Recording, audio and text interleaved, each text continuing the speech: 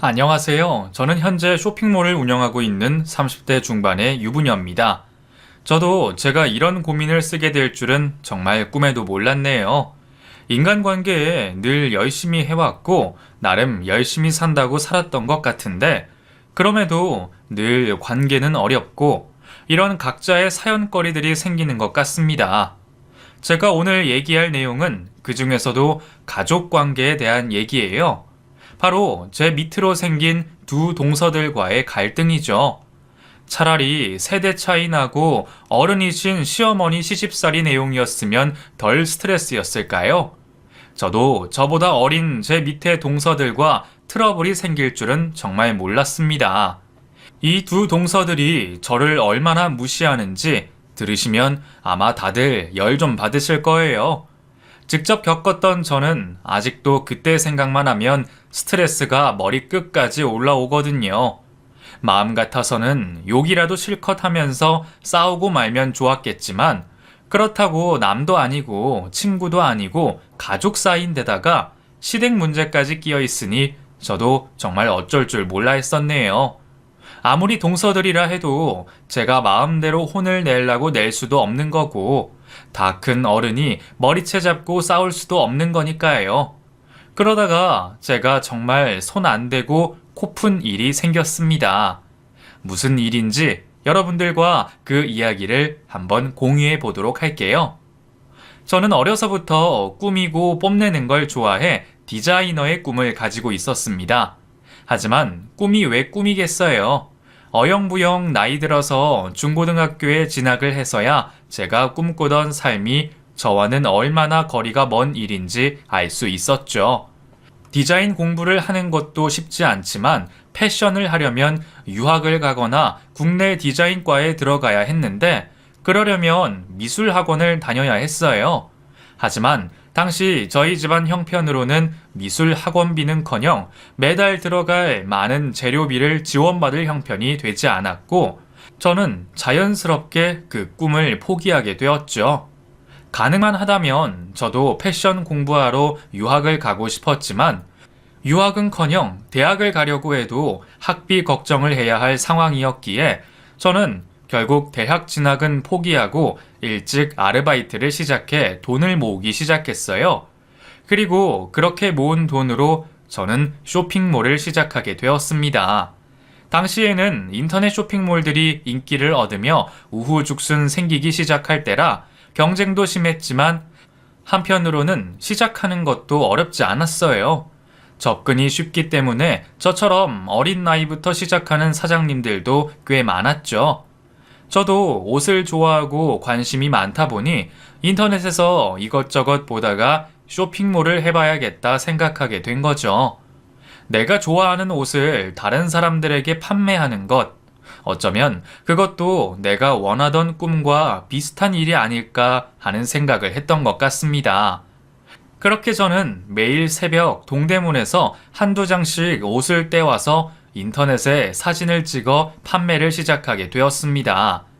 20대 초반 아무것도 몰랐던 저는 돈을 만지는 법도 사업을 꾸리는 방법도 아무것도 모른 채 그냥 무턱대고 쇼핑몰을 시작했던 거였어요. 제가 뭘 알고 시작했겠어요.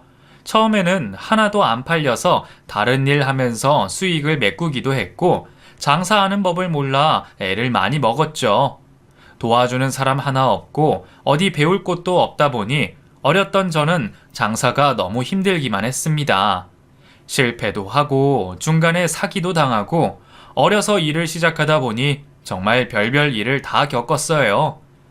덕분에 사람을 아무나 믿어서도 안 되고 세상이 그리 호락호락하지 않다는 걸 남들보다 일찍 깨닫게 되었죠. 그래도 버티고 버티다 보니 결국 살아남게 되더라고요.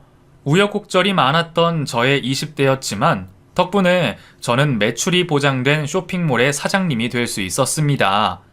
물론 그렇게 되기까지의 고생은 누구도 알지 못하겠지만 저는 제 스스로 노력해서 이루어낸 제 사업이 무엇보다 자랑스러웠습니다. 그렇게 어느새 직원들도 두고 꾸준히 사업을 이어가던 저는 어느덧 제 운명의 사람을 만나게 되었습니다. 쇼핑몰 일을 하다 보면 이것저것 신경 쓸 게 참 많았어요. 경영에 대한 전문적인 지식이 없는 저는 돈 관리가 가장 힘들었었죠. 그 중에서도 세금 문제는 매번 머리가 아팠습니다. 세무서를 끼고 처리를 하는데도 가끔 구멍이 생기거나 누락되는 일들이 있어 하마터면 몇 배나 되는 벌금을 낼 뻔한 적도 있었어요. 그래서 괜찮다는 세무사를 찾아다니다가 한 세무사를 소개받게 되었죠. 그때 제가 만났던 그 세무사가 바로 제 남편이에요. 일 때문에 만나게 된 그 사람과 저는 마음이 잘 통했고 자주 만나 안부를 묻던 저희는 어느새 연인이 되어 있었습니다. 그리고 1년간의 짧은 연애 끝에 결혼을 하게 되었죠. 저보다 2살 많던 남편은 지금도 저를 많이 아껴주고 사랑해주는 좋은 남편이에요. 처음 만났을 때부터 지금까지 제게 실망을 안겨준 적 없는 좋은 사람이죠. 물론 이과 출신이라 그런지 가끔 너무 딱딱하게 굴 때는 있지만 그래도 저는 그런 제 남편이 여전히 좋습니다. 무엇보다 남편은 제 직업과 저라는 사람을 참 존중해주는 사람이었어요. 가끔 남편이 고소득 전문직이라고 결혼 후에 여자들을 집에 눌러 앉히거나 일하는 걸 무시하는 남자들이 있던데 저희 남편은 절대 그런 사람이 아니었습니다. 결혼 후에도 제 일을 존중해 주었고 제가 고졸에 쇼핑몰 한다고 무시하는 사람도 아니었어요. 사실 연애 초반에 제가 남편에게 자격지심을 가졌었거든요. 남편은 세무사에 돈도 잘 벌고 외모도 준수한데 나보다 더 좋은 여자 만날 수 있지 않았을까 싶어서요. 아니나 다를까 주변에서도 자꾸 저더러 애인 잘 구했다면서 재주 좋다는 얘기들을 해대니까 저도 모르게 그런 생각이 들었던 거죠. 제가 남편한테 왜 다른 여자를 두고 나를 만나냐 했더니 오히려 남편이 어이없어 했어요. 뭐? 서희 널 왜 만나냐고? 그런 바보 같은 질문이 어딨어. 그냥 오빠 정도면 좋다는 여자도 많았을 거고 집안에서도 기대가 많으셨을 텐데 나는 학벌이 좋은 것도 아니고 집안이 좋은 것도 아니고 별로 잘난 게 없잖아. 서희 네가 그런 얘기하니까 되게 웃기다. 네가 잘난 게 왜 없어. 서희 너야말로 혼자 힘으로 쇼핑몰 운영하고 자수성가한 거 아니야? 오히려 사람들이 날 부러워할 것 같은데 예쁘고 능력 있는 여자친구 만났다고. 사람들이 서희 너한테 무슨 말을 어떻게 하는지 모르겠지만 그런 건 아무것도 중요하지 않아. 서로 사랑하는 건 우리 2사람인데 나머지 조건이나 사람들 판단이 뭐가 중요해. 나는 혹시라도 서희 네가 그런 걸로 기죽거나 신경 쓰지 않았으면 좋겠어. 나는 오히려 혼자 이만큼 성공한 서희 네가 더 대단하다고 생각해. 사실 저도 그동안 좋은 대학 나와서 세무사 하고 있는 남자친구에 대해 많이 기죽어 있었던 것 같아요. 아무래도 대학을 나오지 못했다는 것이 제게는 무엇보다 큰 콤플렉스였거든요. 그땐 돈이 없어서 포기했던 거지만 그래도 남들 다 나온 대학 나도 가봤어야 하는 건 아닌가 하는 아쉬움이 살면서 늘 있었거든요. 그런 제게 오히려 혼자 열심히 해온 제가 자랑스럽다 해주는 남자친구를 보고 저는 그때 그 사람과 결혼을 생각했던 것 같아요. 물론 남편은 제 자존감을 높여주고 저를 인정해주는 좋은 사람이었지만 시어머니는 조금 다르셨습니다. 저희가 결혼하겠다고 했을 때만 해도 어머니가 저를 그리 반기지 않으셨거든요. 안 그래도 남편은 여기저기 좋은 선자리도 많이 들어왔고 아드님들이 다 명문대의 전문직 출신들이라 남부러울 것 없으신 분이셨으니 아마 어머니도 바라던 며느리감이 있으셨을 거예요. 그나마 어머님이 점잖으신 분이라 제게 대놓고 말씀을 하시진 않으셨지만 제가 고졸에 쇼핑몰을 한다는 걸 좋아하지는 않으셨습니다. 마지못해 결혼을 허락하긴 하셨지만 저도 제가 환영받지 못한다는 건 잘 알고 있었죠. 그렇다고 어머니가 결혼을 반대하신 것도 아니고 제가 어머니 마음에 들지 못한 걸 누구 탓하겠어요. 그래서 저는 어머님 마음에 들기 위해 열심히 노력했습니다.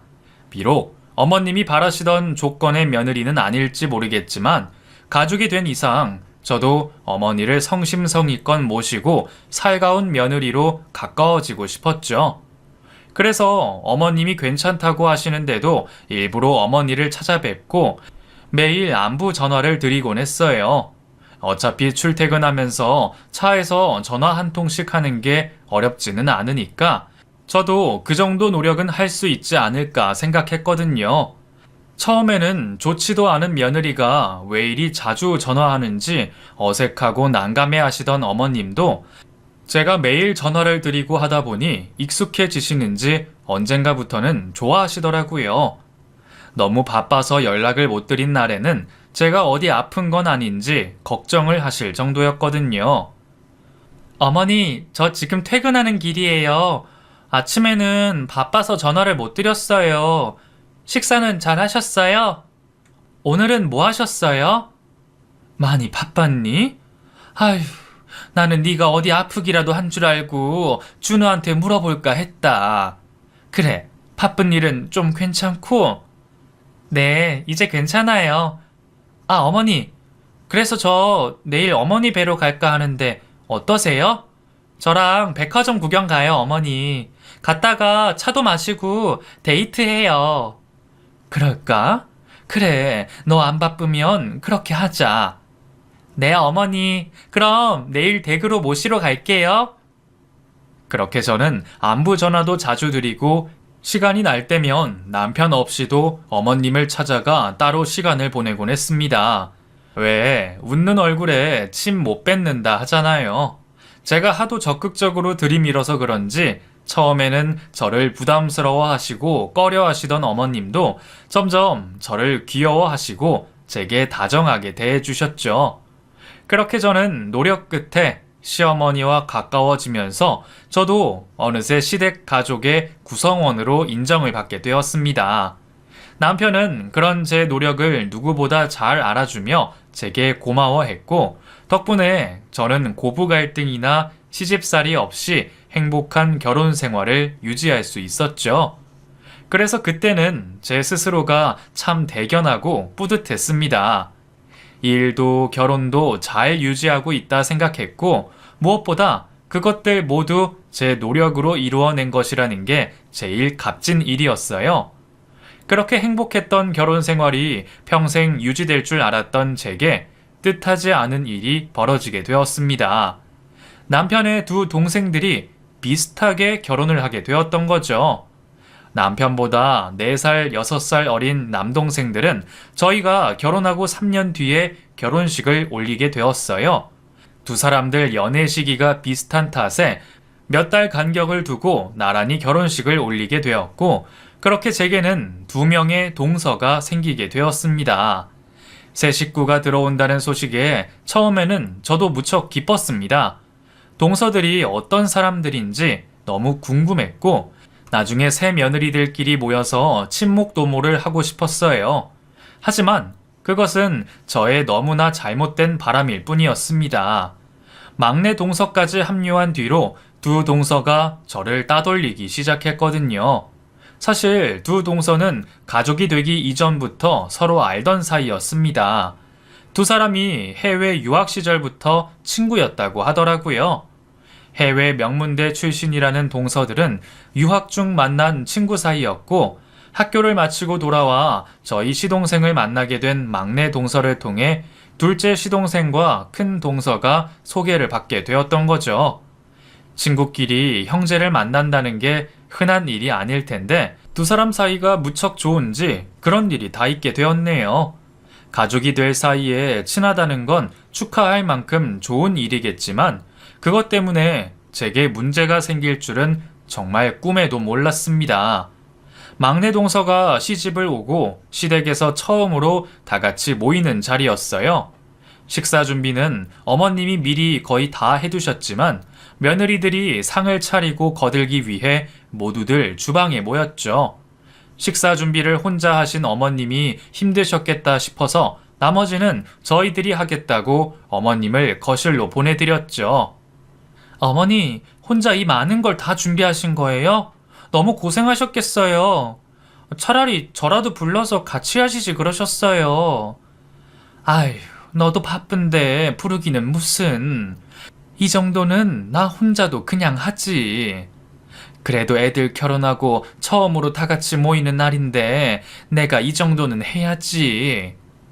어머니, 고생 많으셨으니까 나머지는 저희가 할게요. 피곤하실 텐데 잠깐이라도 좀 쉬세요. 그럼 그럴까? 하긴 내가 버티고 있으면 너희들만 불편하겠다. 그럼 큰애 너한테 맡길 테니까 네가 둘째, 셋째한테 잘 좀 알려주고 셋이 대화도 좀 하면서 친해지렴. 그럴게요. 어머니 쉬세요. 그렇게 어머니를 거실로 보내고 새 며느리들만 주방에 남게 되었습니다. 어차피 요리할 건 별로 없었고 음식들 옮겨 담고 세팅 정도만 하면 끝이었어요. 그래도 제가 결혼 생활이 오래되었으니 동서들에게 그릇들이 어디 있는지 어머님은 어떤 걸 좋아하시는지 알려주며 같이 상을 차리려고 했죠. 저 큰 동서, 작은 동서라고 부르면 될까요? 예, 뭐 아무렇게나 편한 대로 하세요.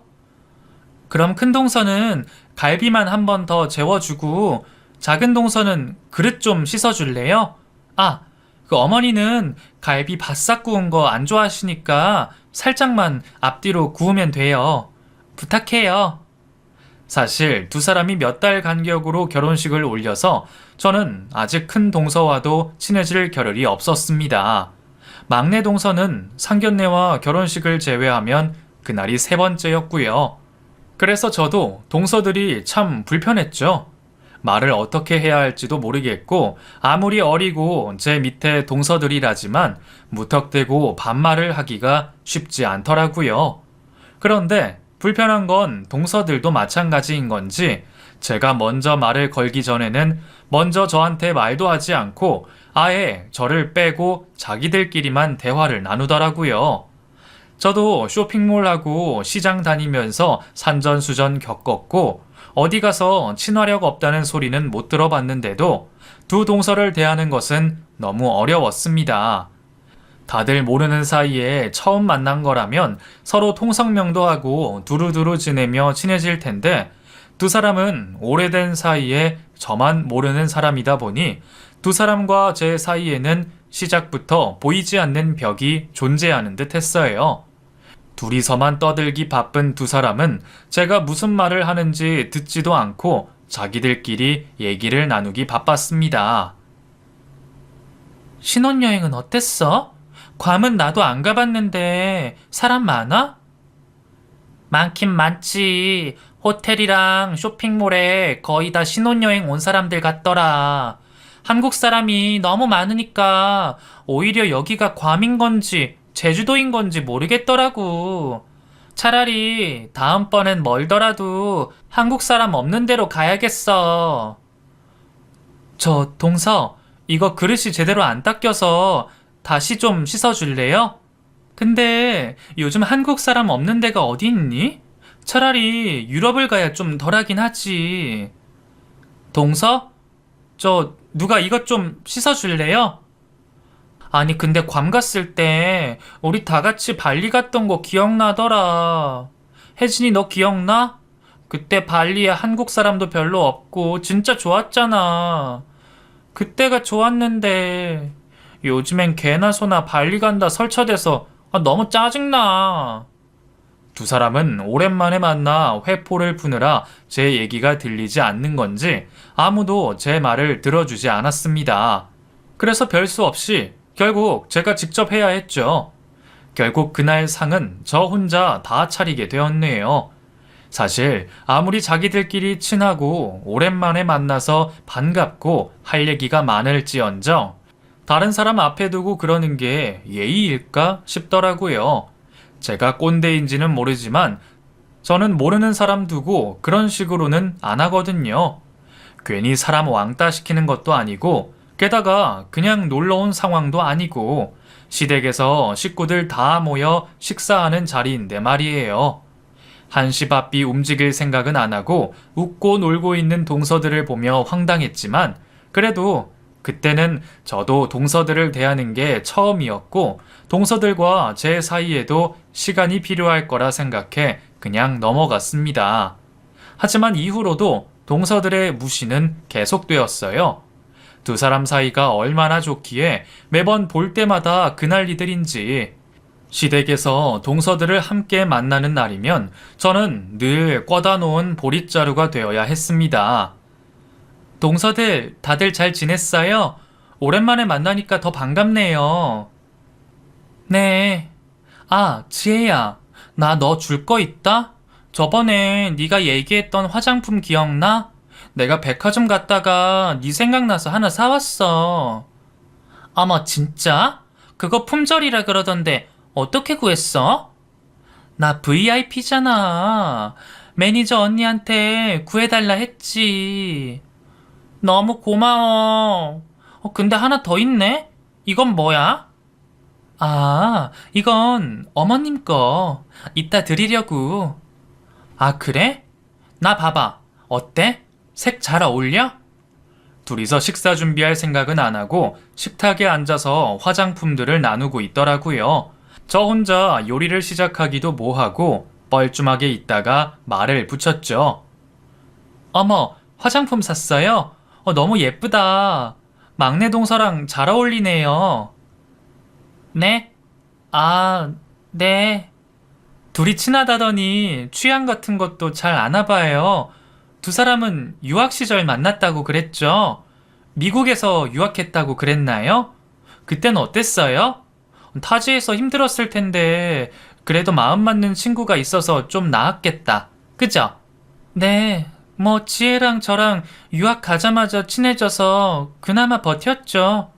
사실 거기가 미국에서도 현지인들도 합격하기 어려운 명문대라 다른 유학생이 거의 없었거든요. 어머, 둘 다 정말 공부를 잘했나 보다. 그냥 명문대도 아니고 해외 명문대를 나오고. 나는 대학을 안 나와서 그런지 남들 대학 시절 얘기 듣는 게 너무 재미있더라고요. 거기다가 유학까지 다녀왔다고 하니까 더 궁금한 게 많네요. 미국 수업은 어때요? 어머, 형님, 대학 안 나오셨어요? 저는 그래도 국내 대학 정도는 나오신 줄 알았는데. 아, 몰랐구나. 나 고졸이에요. 하긴, 요즘에는 웬만하면 다 대학 나오니까 고졸이 더 특이하겠네요. 저는 아주머님도 그렇고 시댁이 다들 학벌이 괜찮아서 형님도 그러신 줄 알았는데 하긴 쇼핑몰 하시는데 대학이 필요하진 않겠죠? 묘하게 저를 무시하는 동서의 말에 기분이 상했지만 저는 최대한 두 동서와 친해져 보려 애를 썼습니다. 하지만 제가 노력할수록 오히려 동서들과 더 멀어만 지는 기분이었어요. 안 그래도 둘이서만 친하게 지내는 동서들은 제가 고졸이라는 것을 들은 이후로는 저를 더 무시하는 듯 했습니다. 사람을 앞에 두고 귓속말하며 수근거리면 누가 기분이 좋겠어요? 대체 무슨 얘기를 하는 건지 모르겠지만 자기들끼리 영어로 얘기하면서 깔깔대는 걸 보니 누가 봐도 제 얘기일 것 같더라고요.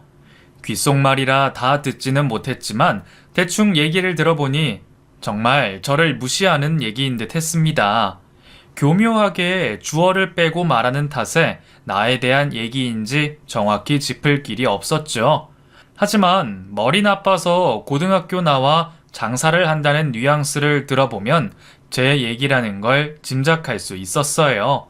확실하지 않은 탓에 따져 물을 수도 없지만 정황상 제 얘기가 분명한 것을 들으면서 기분이 상하지 않을 수도 없었죠. 그래서 처음에는 저도 어쩔 수 없이 참았습니다.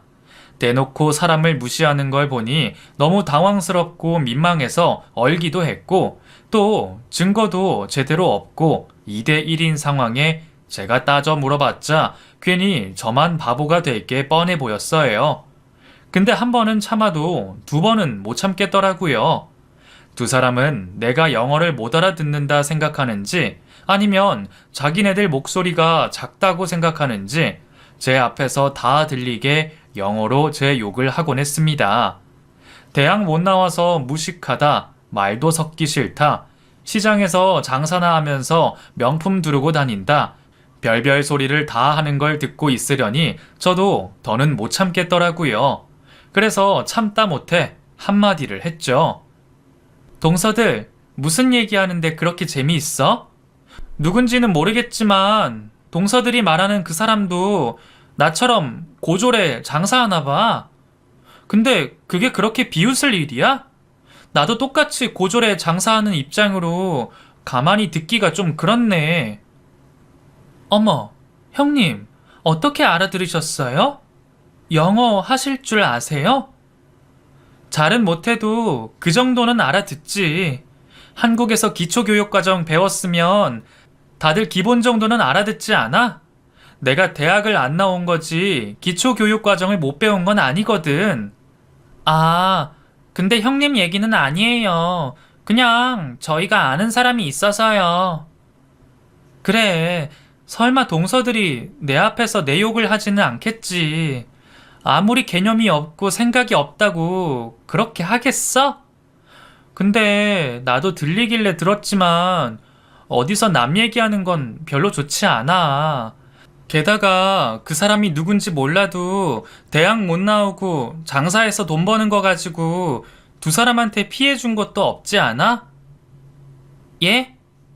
동서들한테 피해 준 것도 없는데 왜 별것도 아닌 걸로 사람 욕을 하냐고. 남이 보기에도 좋지 않으니까 그런 건 좀 자제해. 두 사람도 이제 결혼도 했고 유학하던 시절에 어린 애들 아니잖아. 그리고 언제까지 그렇게 떠들고 있으려고? 나 혼자 하게 두지 말고 내가 안 시켜도 각자 할 일 알아서 찾아서 좀 해. 하긴 어차피 내가 시켜봤자 아무도 하지도 않는데 내가 말해서 뭐 하겠어. 그치? 네? 죄송해요. 아무리 그랬어도 참았어야 하는 건데 말이에요. 제가 못 참고 두 사람에게 일침을 가한 그날 이후 저는 아주 철저히 왕따가 되어야 했습니다. 학창시절에도 따돌림 당하면 그 기억이 평생 가는 법인데 설마 하니 나이 다 먹고 그것도 가족 안에서 이런 일이 생길 줄은 정말 몰랐습니다. 차라리 둘이서만 짝짝꿍하고 편먹고 놀면 어쩌겠냐 싶어 참겠는데 이것들이 어머님까지 포섭해서 저를 따돌리려고 하더라고요. 어머니, 뭐하고 계세요? 식사는 하셨어요? 지금 둘째 막내랑 같이 밥 먹고 왔지. 너도 같이 왔으면 좋았을 텐데 많이 바쁘다면서? 네? 그게 무슨 말씀이세요? 아니, 애들이 너는 바쁘다고 해서 우리끼리 왔는데 아니었니? 아, 아니요. 맞아요. 제가 깜빡했나 봐요. 그래, 뭐 바쁘다니 아쉽지만 그래도 네가 제일 큰 며느리잖니. 바빠도 종종 다 같이 시간 내서 보고 그러자꾸나. 애들 말 들어보니까 애들이 아직 너를 많이 불편해하는 것 같던데 애들끼리는 원래 친구라 사이가 좋은데 큰애 너만 멀게 느껴지면 좀 불편하지 않겠니? 물론 너도 아직은 불편하겠지만 그래도 네가 윗사람으로서 먼저 아우르고 그래라. 서희 네가 그래도 사람들한테 잘하잖니. 애들도 너랑 친해지고 싶은 모양인데 네가 무섭고 다가가기가 좀 그런가 보더라. 내가 말은 잘 해놨다만 그래도 네가 따로 애들 만나서 친목도 다지고 좀 그랬으면 좋겠구나. 네, 어머니, 걱정하지 마세요. 제가 좀 더 신경 쓸게요. 그래, 나는 서희 너만 믿는다. 정말 황당했습니다. 나한테는 어머님 만난다는 얘기를 전한 적도 없으면서 이것들이 중간에서 지들 마음대로 나를 컷하고 어머니 앞에서 우리가 가까워지지 못한 게 다 저 때문이라고 말을 지어냈네요. 두 사람이 점점 나를 가지고 노는 듯 싶어 정말 화가 치밀었죠. 대체 왜 시어머니까지 끌어들여서 나를 핍박하는지 저도 정말 알고 싶었습니다. 하지만 아무리 생각해도 동서들이 저를 싫어하는 이유를 알 수가 없었어요. 그런데 저는 얼마 뒤에야 그 이유를 두 사람에게서 직접 들을 수가 있었습니다. 동서들 하는 꼴이 하도 어이없어서 제가 대화 한번 하자고 따로 불러 모았거든요. 큰 동서, 막내 동서, 얼마 전에 어머님이랑 따로 만났다며? 나한테 말해준 사람 아무도 없는데 어머님은 왜 내가 바빠서 못 왔다고 알고 계시지? 형님 바쁘신 거 맞지 않아요? 쇼핑몰 맨날 바쁘시다면서요. 그래서 그날도 당연히 바쁘실 줄 알고 따로 연락 안 했죠. 맞아요. 그리고 사실 형님 그날 오셨어도 재미없으셨을 거예요. 저희 어머님 모시고 미술관 다녀왔거든요. 내가 재미없을 거라니? 그게 무슨 말이야? 형님이 미술에 대해서 좀 아세요? 기초교육과정은 배우셨겠지만 그런 건 모르실 거 아니에요. 잘 모르는데 보자고 하면 혼자 지루하실까봐요.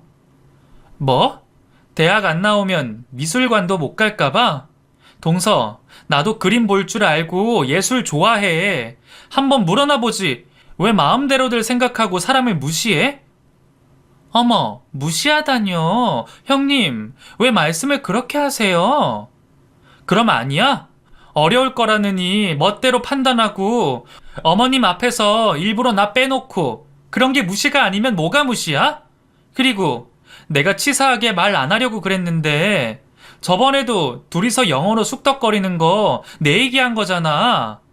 내가 바보라서 모른 척하고 넘어갈 줄 알아? 사람이 눈 감아주고 적당히 눈치 주면 조심할 줄 알아야지. 두 사람 대체 나를 어디까지 무시하려는 거야? 아, 형님이 자꾸 무시한다 하시니까 한마디만 할게요. 저희가 형님을 무시하려고 한다기보다 그냥 저희랑 형님이랑 수준이 안 맞는 거예요. 뭐가 수준이 안 맞는다는 거야? 똑같은 사람이고 같은 가족 간에 무슨 급이 있다고? 끼리끼리라는 말 모르세요? 저희는 명문대 유학파잖아요. 근데 형님은 고졸에 대학 문턱도 못 밟아보고 저희랑 교양도 수준도 안 맞잖아요. 저희랑 형님은 급이 아예 다르다고요. 근데 저희가 어떻게 형님이랑 친하게 지내겠어요? 저희가 어쩔 수 없이 거리 두는 걸 가지고 무시라고 하신다면 할 말 없지만 저희도 형님이랑 어울리긴 힘들어서요.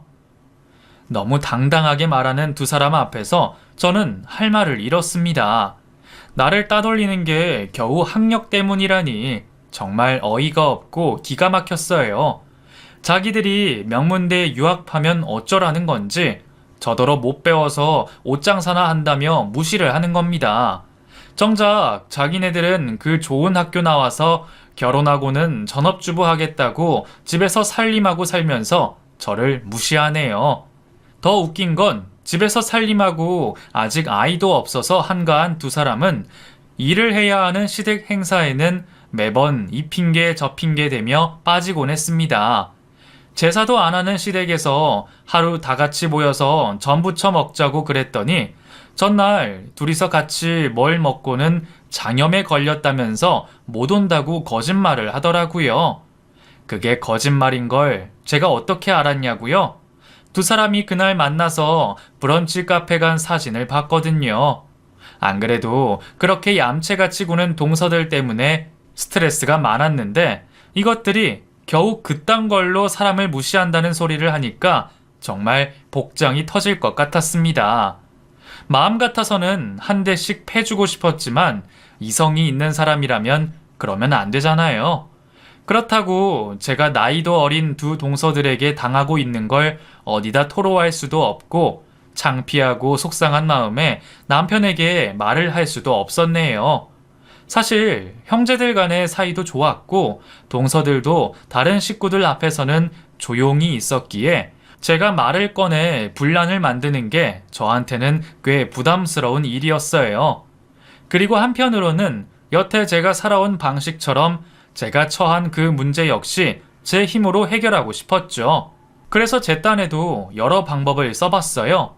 동서들한테 화도 내고 친해지고 싶다고 다정하게도 굴어보고, 하지만 그럴수록 저만 바보가 될 뿐이었습니다. 차라리 안 보고 살 수 있는 남이면 방법이 쉬울 텐데, 앞으로 평생 보고 살아야 할 사이에 계속 이런 일을 당해야 한다 생각하니 정말 끔찍하더라고요. 그런데 이것들이 겨우 참고 있는 저를 기어이 폭발하게 만들었네요.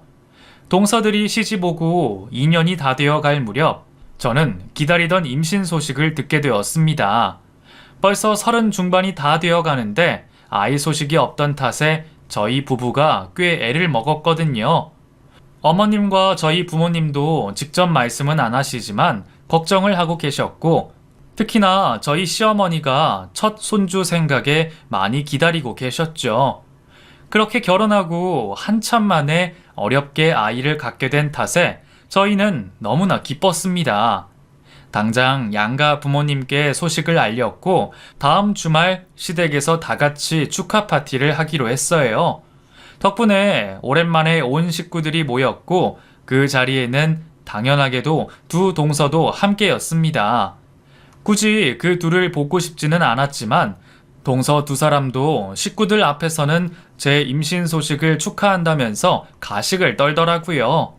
하지만 아니나 다를까 저희끼리만 있는 자리에서 또 사람 속을 긁는 소리를 하는 거죠. 형님, 임신 다시 한번 축하드려요. 그래, 다들 고마워. 근데 형님은 걱정 안 되세요? 무슨 걱정? 아니, 보통 자녀의 지능은 엄마를 닮는다잖아요. 혹시 아이가 형님 닮아서 무식하면 어쩌나 싶어서요. 뭐? 동서, 지금 뭐라 그랬어? 아유, 화내지 마시고요. 저는 그냥 시조카가 걱정돼서 그러는 거죠. 그러게요. 그런 거 생각하면 차라리 딸인 게 낫겠네요. 아들이면 좀 그래도 딸이면 형님처럼 대충 쇼핑몰 같은 거나 하면 될 테니까. 그쵸? 그동안 저를 무시하는 것까지는 다 참으려고 했는데 엄마 마음이 그런 건지 아직 태어나지도 않은 내 자식을 가지고 그런 말을 하는 건 도저히 참지 못하겠더라고요. 저는 그날 두 동서에게 복수를 다짐하고 기고만장한 두 동서의 길을 제대로 잡기 위해 기회를 노리게 되었습니다. 하지만 집안도 빵빵하고 명문대 유학파 출신에 자기 잘난 맛에 사는 동서들을 제가 무슨 수로 휘어잡겠어요. 저도 마음은 먹었지만 제 생각보다 쉽지 않아 답답하기만 했습니다. 그러던 중 제가 절대로 잊지 못할 귀인을 만나게 되었습니다. 어느 날 친구의 지인과 함께 자리를 하다가 그분이 우리 동서들과 같은 학교 출신이라는 것을 알게 되었어요. 사실 주변에 유학 다녀온 사람이 있더라도 똑같은 학교 출신 찾기가 쉽지 않을 텐데 우연하게 생긴 그 기회에 저는 쾌재를 불렀습니다. 어떻게 하고 많은 학교 중 제가 동서들이랑 같은 학교를 나온 사람을 만나게 되었을까요? 어머, 정말 그 학교 출신이세요? 그럼 혹시 같이 학교 다닌 유학생들도 좀 아실까요? 다는 모르지만 위아래로 어느 정도는 알죠? 아무래도 저희 학교에 한국 유학생이 워낙 없었어서요. 그래서 졸업한 뒤에도 모임이 있을 정도로 끈끈하거든요. 저 그럼 혹시 오혜진이랑 김지혜라고 아실까요? 서희 씨가 걔들을 어떻게 아세요? 어머, 정말 아세요? 알다 마다요. 저도 직접 알고 지낸 건 아닌데 걔네 유명했거든요. 제가 동서들 이름을 대자 그 귀인이 제게 얘기를 들려주셨습니다. 걔들 둘이 똘똘 뭉쳐다니기로 유명해서요. 그리고 워낙 노는 자리에 빠지지를 않았어서 저도 자주 봤었죠. 파티한다 그러면 항상 있었으니까요. 동서들이 유학 시절 얘기를 그렇게 많이 하더니 공부만 열심히 한 게 아니라 놀기도 참 열심히 놀았던 모양이에요. 매일 클럽에 파티에 술도 그렇게 잘 마셨다고 하더라고요. 식구들 앞에서는 얌전한 척, 와인 한 잔도 잘 못하겠다던 동서들의 새로운 모습에 저도 많이 놀랐네요. 그동안 두 사람 뒤를 캐면서도 아무것도 얻지 못했던 저는 그날 정말 좋은 수확을 얻을 수가 있었습니다. 그분이 가지고 있다는 동서들의 과거 사진까지 얻을 수가 있었거든요. 내가 그걸 보이면 두 사람이 무슨 반응을 할지 정말 궁금해졌습니다. 하지만 또 한편으로는 내심 생각이 많아졌죠. 어릴 적에 실수할 수도 있는 거고 술 먹고 좀 놀 수도 있지. 결혼해서 마음 잡고 사는 사람들 그런 걸로 괜히 협박하는 게 맞나 싶어서요. 그렇게 고민하던 중에 동서들이 제 속도 모르고 또 제 앞에서 유학 시절 얘기를 하며 저를 무시하더라고요. 자기들끼리 저는 모르는 대학 얘기하면서 제가 아무것도 모르는 걸 바보 같다고 비웃는 거죠. 형님, 저희 무슨 얘기하는지 하나도 모르시겠죠? 근데 이번에도 무시하는 건 아니에요.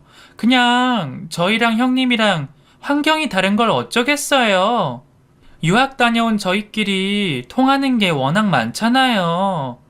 그래, 동서들 유학 다녀와서 정말 좋았겠다. 근데 동서들 유학 가서 흑인 만나봤다며? 연애도 아주 인종별로 다양하게 많이 했다던데 공부만 열심히 한 게 아니었나 봐. 나는 동서들이 술도 못 먹고 연애도 못 해봤다 그래서 유학 가서 얌전히 공부만 한 줄 알았지. 놀라운 제 한마디에 두 동서가 갑자기 파르르 떨며 사색이 되었습니다. 예? 형님, 그게 무슨 말이에요? 그거 어디서 들었어요? 그 학교에 동서들만 다닌 건 아닐 거 아니야. 다 어떻게 듣는 수가 있지. 세상이 참 좁지. 나도 깜짝 놀랐어. 이런 사진이 아직까지 있을 줄은 동서들도 몰랐을 거야. 제가 마지막 쐐기로 동서들이 유학 시절 놀러 다니며 찍혔던 사진들을 보여주자 동서들은 더 이상 할 말을 잃었습니다. 동서들, 사진이 참 잘 나왔다. 두 사람 이때도 정말 친했구나. 이걸 나만 보기는 좀 아깝다. 그치? 형님, 안 돼요. 제발 비밀로 해주세요. 왜? 비밀로 해야 해? 동서들이 지금 이미지가 좀 얌전해 보여서 반전이긴 하지만 그래도 젊어서 좀 놀 수도 있지. 이런 게 무슨 흠이라고. 식구들도 놀라긴 하셔도 이해는 해주실 거야. 형님, 제발요. 저희가 잘못했어요. 그거 다 철없던 때 그런 거예요. 그렇다고 정말 나쁜 짓 하고 그런 건 아니에요. 그러니까 제발 저희끼리 비밀로 좀 해주세요. 네? 두 사람은 가족들에게 제발 말하지 말라며 제게 바짝 엎드려 빌기 시작했습니다. 여태 나를 개무시하던 두 사람이 태도가 완전히 돌변하는 걸 보니 통쾌하긴 하더라고요. 글쎄, 나도 고민이 되긴 하네. 과거 일로 괜히 분란 만들 필요가 있을까 싶기도 하고. 그래도 두 사람이 여태 나한테 한 게 있어서 그런지 내가 참을 수 있을까 모르겠네. 정말 잘못했어요. 저희가 생각이 짧았어요.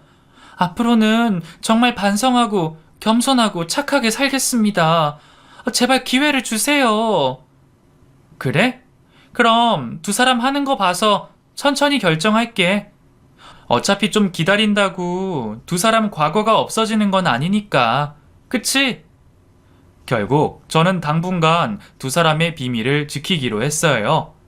혹시나 싶은 마음에 남편에게는 말을 했지만 남편도 어이없어 하긴 하면서도 그냥 두자 하더라고요. 그렇다고 동생들이 헤어지기까지 할 건 아닐 거고, 그럼 그냥 그걸 제 무기 삼아 두자고 말이에요. 정말 그 덕분인지 그 뒤로 동서들의 태도가 완전히 바뀌었습니다. 이제는 제가 시댁에 도착하기 전에 다들 와서 준비를 끝내놓고 제가 무슨 말을 하던 무시하는 법이 없네요.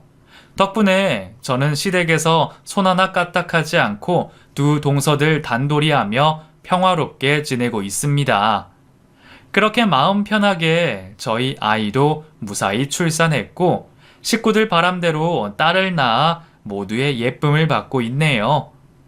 앞으로 두 동서들과 또 무슨 일이 있을지 장담하지 못하겠지만 제 손에 카드가 있는 이상 큰 문제는 없을 것 같네요. 그럼 제 이야기는 여기서 마치도록 하겠습니다. 감사합니다.